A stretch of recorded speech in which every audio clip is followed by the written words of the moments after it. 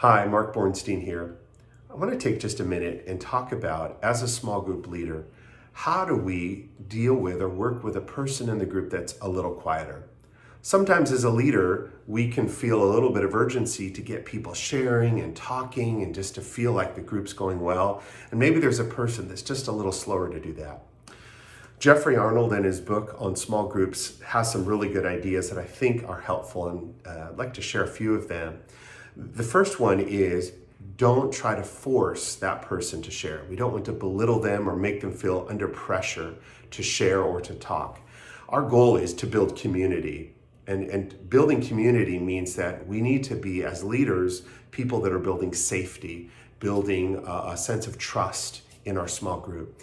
When we focus on building that environment, a lot of those people that are struggling at first to share, they in time will begin to share. And that's really the goal, to build that community feel and that community trust.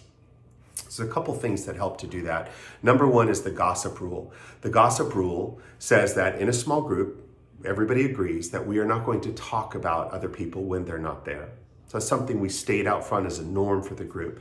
The second is the confidentiality rule. And the confidentiality rule says that whatever's said in this group stays in this group. Same kind of thing. I've been a part of groups where we've actually signed a document saying we will not share outside of this group what is said in the group. And that goes a long way to build trust and safety. And the third one is an honesty rule. And the honesty rule is simply saying that when we're in this group, we're going to be honest with each other.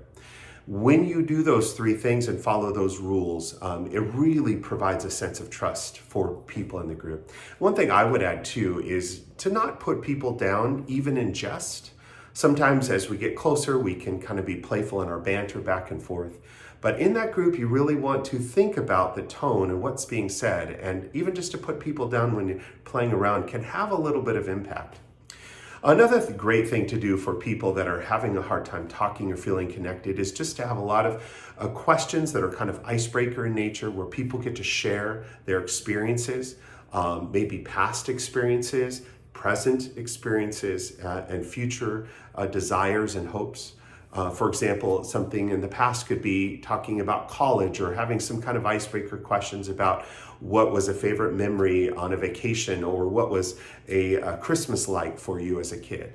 All the way to future questions where you're thinking, if you could live in any country that you wanted to, where would you live and why? And sometimes those can feel a little surfacey. As a group leader, we want to dive deep into the word. We want to get into the meat of discipleship. But those kinds of questions can actually do a lot to build safety and security and let people feel like they're known in the group and build that sense of community. Sometimes it's helpful for people that are having trouble to talk to have a responsibility in the group, like bringing a snack one time or maintaining the group website. Maybe they don't feel comfortable sharing, but they can give to the group in that way, and that will help them feel connected. So kind of in summary, the important thing is to create a space and an environment for a quieter person to connect and really let them know that they're valuable, even if they choose not to share. Let them know that they are part of that group and they are respected and they are cared for. And in time, that sense of community will really get into them and they will open up. And then you can just dive deep into discipleship with Christ and the Christian life and really go to some places that maybe you wouldn't otherwise. But you got to do that work of building community and safety first.